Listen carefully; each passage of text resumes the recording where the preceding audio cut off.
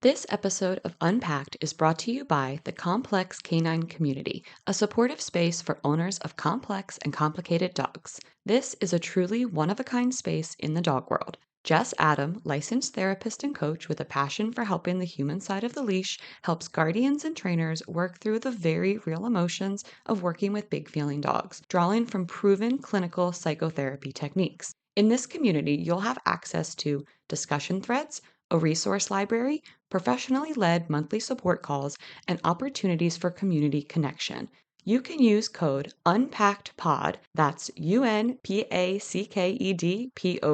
to get a month free when you join the Complex Canine community.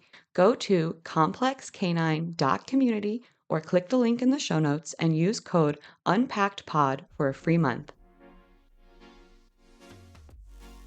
Welcome to Unpacked, an open-minded podcast taking a clinical and not political approach to helping pet parents around the world. I'm Sailor Jerri, certified dog trainer, virtual dog training revolutionary, owner of Tulsa Pack Athletics, and creator of the open-minded approach. And I'm Mattison, her friend, certified dog trainer and behavior consultant. Together, we have nearly 3 decades of experience in behavioral dog training. We've been working with real dogs and the humans who love them to create solutions to problematic behaviors that feel too big for them to tackle on their own.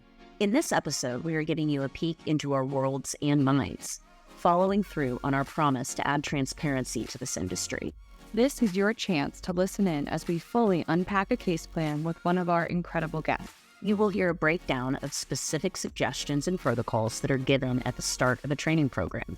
You will also hear every question our insightful and inquisitive guests toss at us.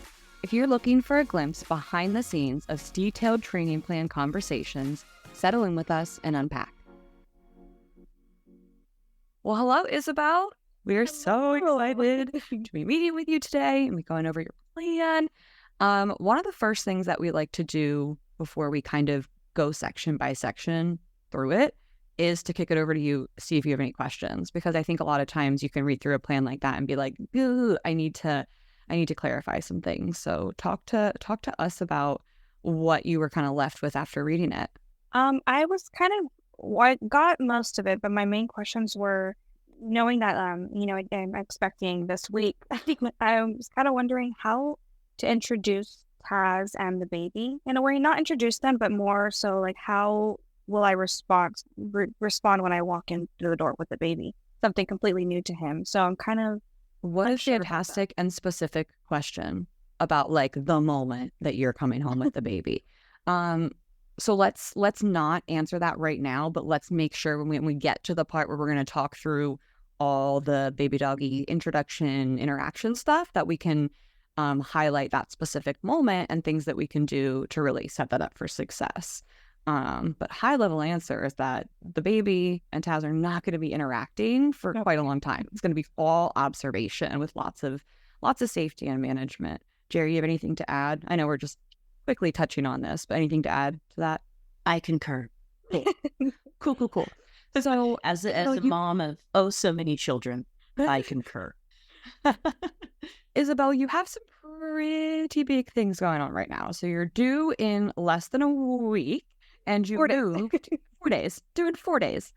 I was talking to the other guests that we've kind of onboarded at the same time as you, and I was like, with all the love in the world, y'all have to wait, because Isabel and Taz are like, we have a time. We have an actual due date. We have an actual deadline. So we're gonna prioritize that, and we're gonna get with her.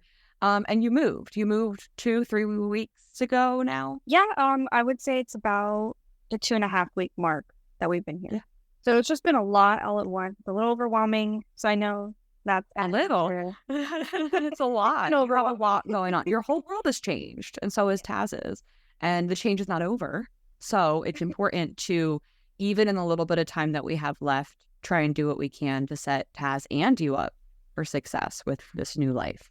Oh, new life.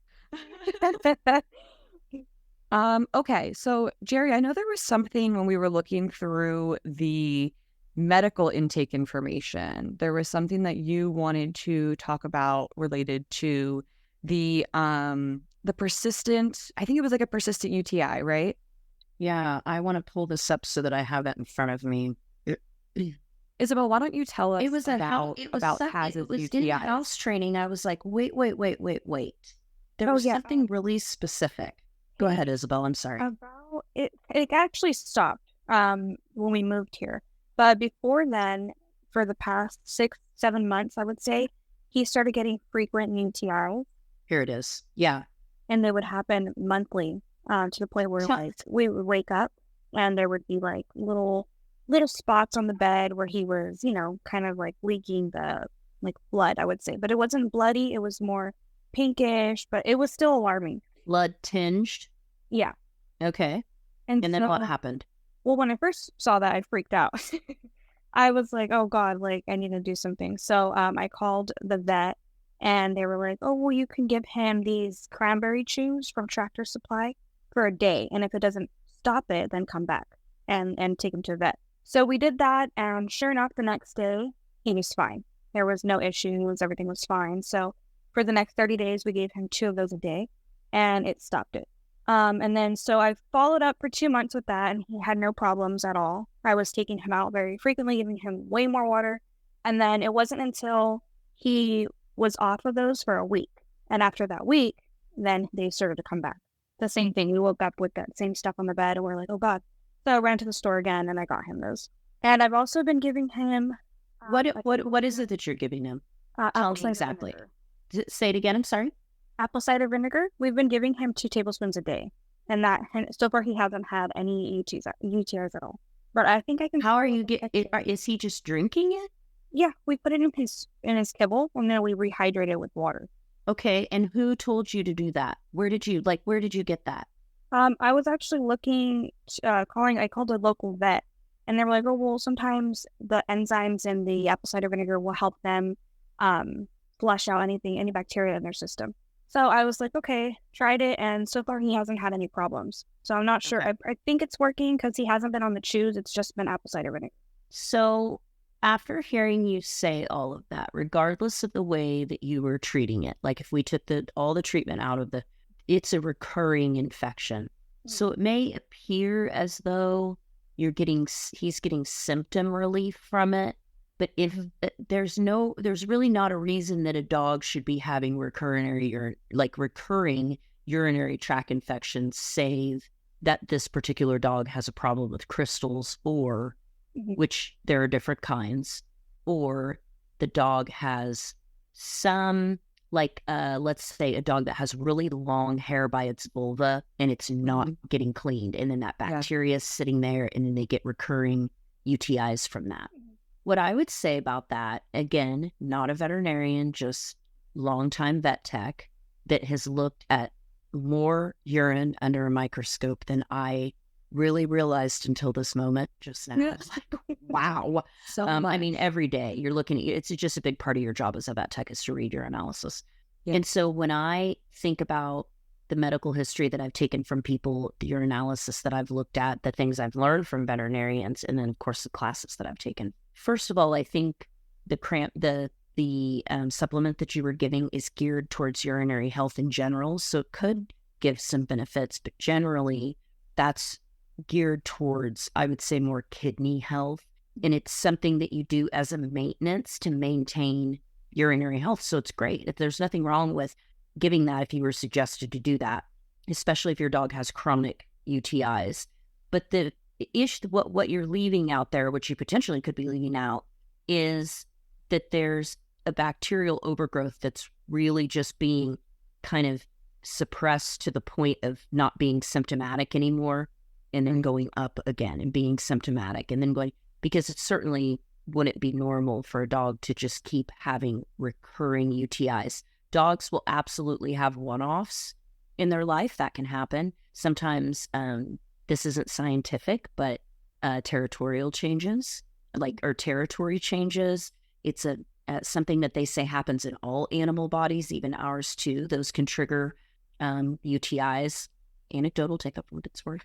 Yeah, But I think I those would products say- are, like you said, more designed for support and not support. treatment so I'm not- much. Yeah, and it sounds right. like he has like an issue that needs to be treated. So Well, generally, that looks like them doing a full, complete urinalysis. And Yeah. they're actually not super expensive. You just, they get some urine and then they look at it under the microscope to make sure that they're not missing anything, because a lot of then we times know. dogs Then will we need know for sure. antibiotics. Yeah. Yeah. Mm-hmm. And I will tell you, if a dog has an underlying chronic infection, it absolutely can affect their behavior. Absolutely. It's like when we have a chronic underlying condition, Right. and it's like, it just makes you really on edge, so that's possible. So I just wanted to mention that, because we as trainers have to stop at that first step and be like, I think something is going on here that is outside the area of my expertise. Yeah. And I need to, we need to just give you that information the best that I can. But I think my information's a little bit No, I think that makes extra because of my experience, but still, I'm not a vet. So, but that's what I would do. That's what I would really like. This is a very, very important piece of the puzzle. Yeah. Yeah. I think he definitely needs to, whether or not, he's seen in an office exam, because we could talk about like if that's something that's really stressful for him, and we have to talk through that anxiety as well. But the urinalysis can normally be done with just a tech visit, where I you don't can need to have a full exam. I can 1000% teach you how to make a urine catcher out of any number of household items. Any number. And if that Instagram Live doesn't happen soon, I swear I'll unfollow you. I'm so ready for this. Before they made urine catchers where you could actually purchase them like from suppliers, those like make them out of cut-off cups and wire hangers. I tell you what, I could catch urine. I'm so ready not for believe. If you don't make a reel or a live about this, I know I need to. I'm ready. Okay, I know we have limited time here, and I want to make sure we can get through everything and then also have time for your specific questions. So let's move on to the assessment. So what we saw, and this is something that I went through everything, I gave my assessment. Jerri separately, before she reads my assessment, goes through everything, and then she makes her assessment, and then she uses that to verify mine. That's how we work together, is I collect the input, we both separately review that input, and kind of just like take a look at what we're seeing here, and she's going to see some things I don't, and vice versa. So this is our sort of combined assessment, combined and verified. And you also need to mention that if we did it any other way, it wouldn't get done. I think that's the important part. It would be a lot of sticky notes on a wall. It requires Mattison to do an incredible amount of work, and I like maybe I'm a good editor. Maybe that's what I bring to the table.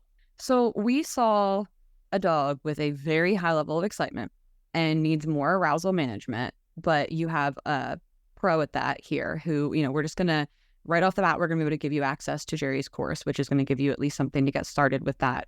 I know he's reactive on the leash, and he's a low confident dude, and those things, well, the reactivity especially is going to have to be a conversation for another day and a plan for another season of your life, because we have other things we need to be focused on right now.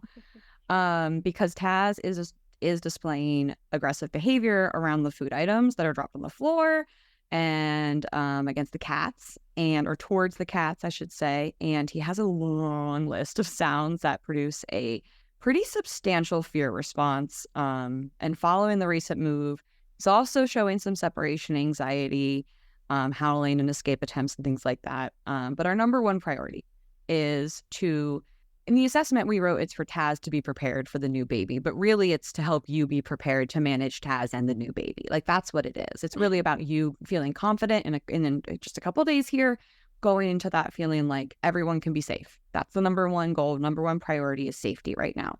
Everything else can and will come later, but can't come later unless we do safety now and like risk management now. Anything to add to that, Jerri, or tag on?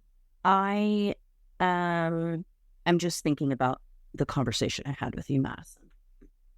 Well, I would say that I can't echo enough, and this is coming from just a trainer standpoint and a vet tech standpoint too. I cannot tell you, and I won't tell you, some of the things that I have seen because people did not manage their very large dogs around their babies.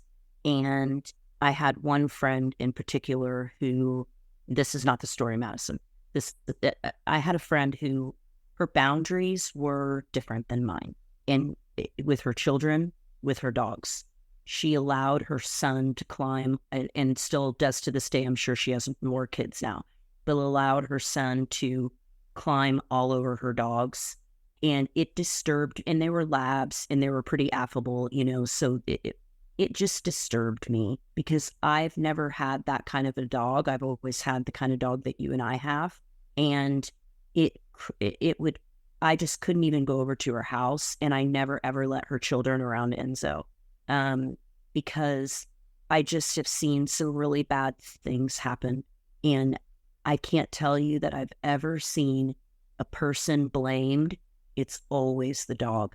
And it's just really frustrating as a person that is, kind of on the other side of it, that we want to get this information to you guys because we really do want to prevent these types of traumas. It's straight up trauma if something happens in your home, and especially on your watch if it could have been prevented. So that's my spiel. I'll stop there. No, I think that's really valuable. I think people need to hear that. I really, and I don't mean to demonize any particular breeds or anything. It's really just about. It's not about that. Yeah, the right management for your dog. There's always going to be that dog that's like, I love kids. Come hither to me, children of the world. I've never had a dog like that. I've had dogs that tolerate children if they're advocated for, and they just are pretty neutral around them. But I've never had that. So it's okay if your dog is not like that. And I think they're rare. It's still workable. Yeah, I think they're rare too. Because dogs love predictability and children. Dogs love predictability and children are not predictable, period. That's right. It's super uncomfortable for them. So one of my best friends, one of my best friends now has a little 2-year-old, and Enzo is cool, calm, and collected by him. And she also has a very different parenting style than I do. And her children will run in the house and scream and do it. But Enzo knows they're not going to touch him. So he does like to go over there with me. We're in a different circumstance that would make him very uncomfortable. But those kids never touch him. And so he feels much more at ease there.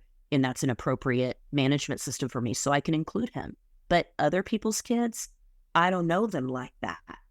Her kids, I can be like, so keep that in mind, that there's always going to be, in terms of management, there's going to be people in your life that will listen to you. And there's going to be people in your life that are going to blow you off about what you say about your dog. So keep, you got to pick up the slack in those areas for them. I do. That's something I've noticed too, is when I have family over and I'm like, you need to leave him alone and kind of back off. They're like, why? No, like he needs this. I'm like, no. I can read his body language. He does not like that. Like that's not gonna slide. But I agree with you guys on the kids and the dogs. Like I don't really like those situations either, and I hate seeing it in my family because I'm like, oh, like anything can happen. And sure enough, the dog will be blamed, and it's not for people. Yeah. So well, you're ahead. You're ahead if you know that. You are. Like, hey, something's not right. I need to look at the body language. You're on the right track, because a lot of people are either ignorant to it because they just truly don't know, or they don't want to know, or whatever. So, well, and you're ahead too, because we're here and we're talking about this, and we may only have 4 days, but that's 4 days more than if you came to us after you'd already given birth. And I think that there are opportunities to have these conversations earlier on. But again, you're here and you're showing up, and we know how serious you are about getting this put in place. And none of that, was to scare you. That's not what it's about, but it is a reality of what we face, unfortunately. So it is, I think, really valuable to share that. So let's take a quick kind of goal reframe, knowing that we had a long list of things ultimately that you do want to help Taz with, of like top priority number 1, baby prep and baby boundaries. And then short term, working on some of the food aggression with the cats, working on some of the in-home fears, and working on the arousal. And some of that long-term stuff that we have to, again, another conversation for another day. We can get into the leash reactivity, the separation anxiety, the confidence building exercises. But for now, we're just going to put management in place for that. So let's look at our management plan. We are going full management mode. We're buttoning up every button, every single one, right? We're not even going to really talk about modification in terms of behavior. Not really. We're going to talk about modification in terms of some of his fear responses and helping him feel a little bit differently about that, and sort of de-stressing his everyday, because if he's still having this constant stress from the cats and his resources and the noise from the washer machine, and then now there's this new baby, like that's a lot, right? So we need to try and reduce the stress hormone production that's kind of happening in a 24-hour period. So like I said, the other stuff is just going to have to come later, like the leash reactivity. And we have tons of resources for that, self-paced and not, for, as and when you're like, oh, okay, I really need to work on this right now. But we know we have today things to work on. So the baby boundaries. I sent you a resource specifically of an amazing Instagram account to follow. It's called Dog Meets Baby, and they are a fantastic, phenomenal resource. I recommend anybody that is planning to start a family or in the process of starting a family to just have that content be coming into your world, because I think that's really, really helpful. As we mentioned before, Taz and the baby are going to observe, but they're not going to interact, period. You're going to use all different kinds of management.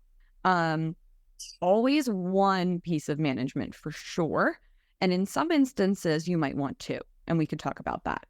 So different forms of management, types of management. We're talking a leash, a kennel, a gate, a muzzle, right?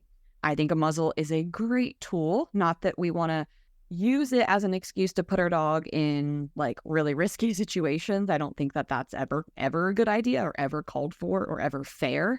But when we are ready to start taking forward steps, we can do so while still maintaining safety, right?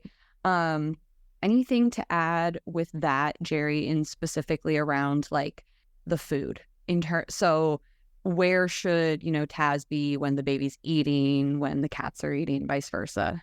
Well, for me, I know what I think is safe. I can only make suggestions from my perspective as a mother. I can't, so there's always, you're going to hear different things from different people.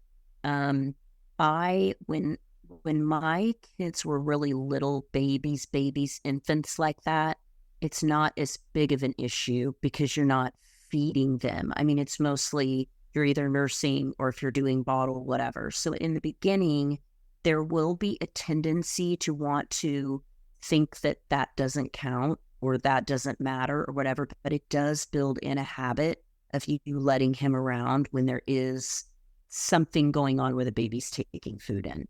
And so you can use different things for that. Some people will say, don't let the dog in the room at all. Some people will say, you can be on your place bed and be in the room.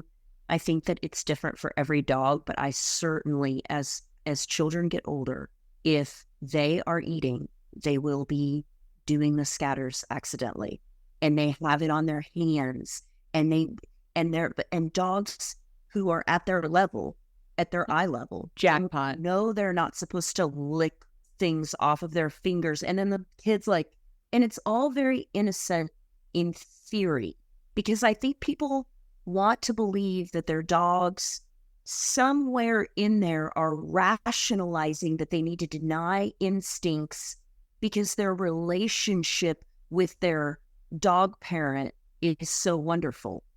That's delusional, I mean, that's so if there's a little kid around with sticky fingers dropping food on the floor, the dog's going to hang around. I'm pretty sure that pretty soon that child is going to become bigger and start moving around. And then it can become a situation where resource guarding happens against a child in the home. And that you do not want to go down that road. That's going down the road of a bite. That's going down when really it could all be prevented by just making whatever rules that you feel. So a lot of that has to do with what your house looks like. If you've got 6 different rooms that you're going in and out of, yeah, you got a different room, dude. But what happens when you've got a mostly open space? Baby gates, that's a big one that I used. I know Mattison uses the playpens a lot too. But make sure there's something there, because it takes one weird sound from a baby that a dog has not heard before, and food being involved in a history of this happening for something catastrophic to happen. Yeah, and I think that when you're looking at Taz's mealtime, I think that's something where, again, it's just a habit where Taz is in his kennel while he's eating.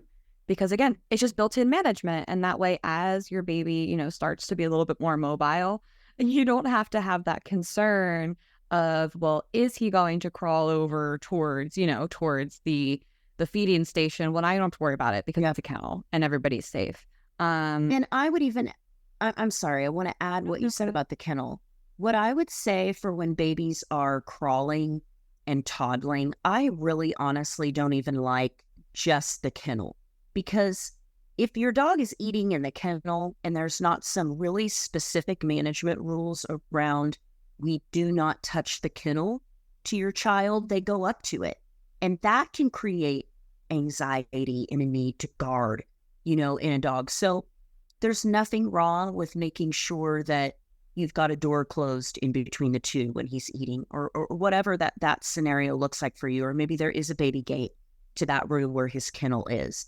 It's just also try to avoid babies going up and, window dancing in the kennel, because they don't know. They're just like little kids. They're just out doing what little kids do. I think that when anything high value is involved for Taz, whether it's the baby or the cats, they're just going to be a part of his life. So I think that's where you want 2 levels of management, like the kennel and the gate, or the kennel and a door, right? I think that's perfect, like best case scenario. In another room, behind a closed door in his kennel. Perfect. Ain't nobody going to mess with him with that stuff. And that's not like punishing him. That's giving him the gift of privacy. I think he will enjoy that. I would. Like, especially with if the cats are really annoying and when he has stuff that's like really special and valuable to him, now he can just relax and have that time, and he might really enjoy being set aside and having like quiet decompressing. You could put like the white noise or some classical music for him, give him a little relaxation zone. You might want to be building yourself a relaxation zone, but we could do that for Taz too. Let's, while we have time, I don't want to get cut off before we get back to your very specific question. So let's talk about the day coming home with the baby, because you have access to us. You can always come back and ask questions about this plan. It's a lot to go through. It's not designed to be like, okay, plan done in one day. What's next? Like, no, this takes a while to sift through and start to step into those solutions. So first of all, in between now and then, if you haven't started like unpackaging baby things, I want you to start doing that. Several items a day, having him getting used to seeing them and not interacting with them, right? Baby toys look a lot like dog toys.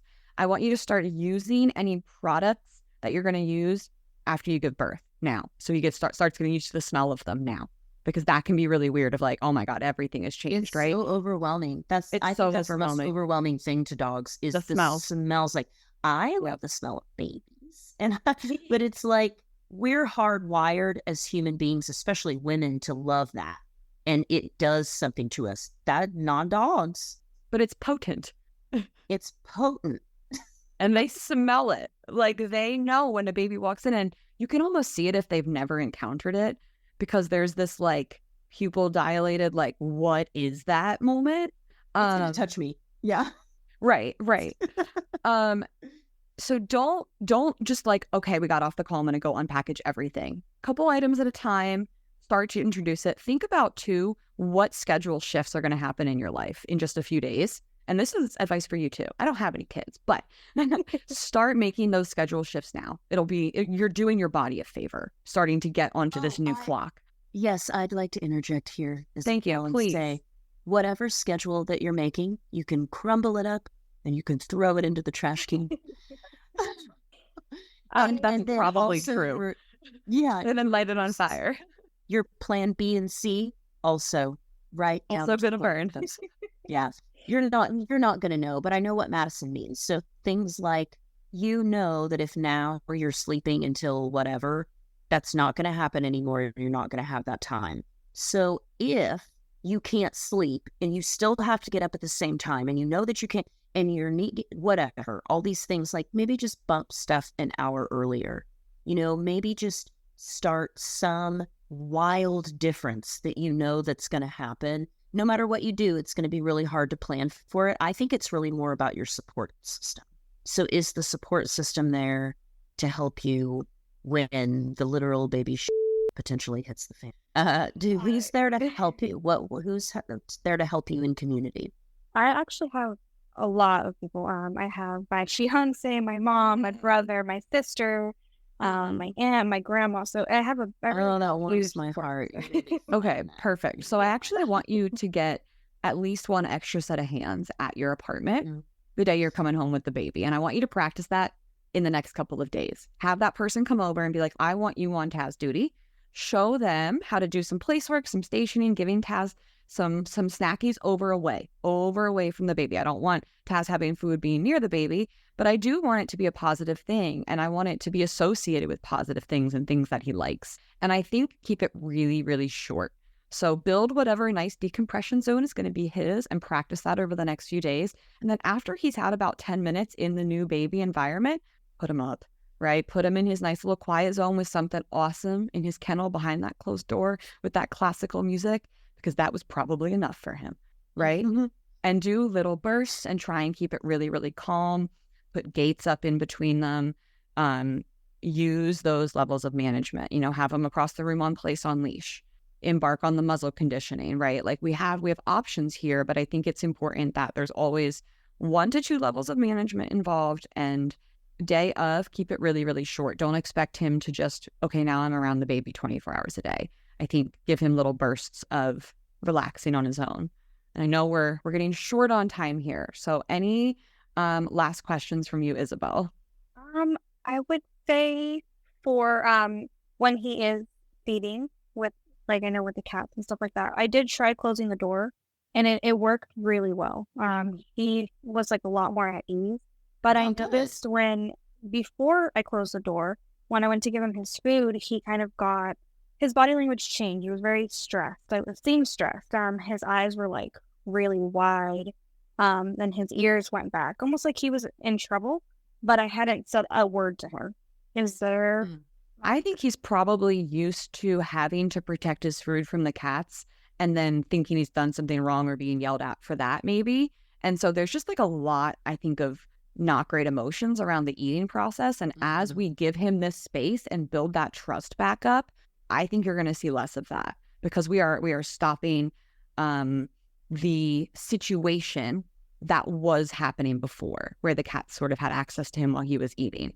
I think that's as a result of that, and we should see that change. And if, it's an important thing to keep an eye on, though. Good job catching that. It's really important.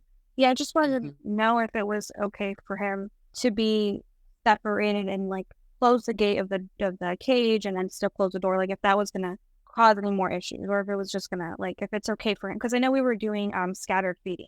Is it okay if he's just eating out of his... I would go back to the bowl for now. Yep, just for now. Yep. All right, well, we will be in touch soon to go through the rest of this with you, but thank you so much for your time today, and we will talk to you soon. Congratulations. Thank you, appreciate it. Congratulations. We'll talk to you soon. Talk to you soon. Bye. Bye.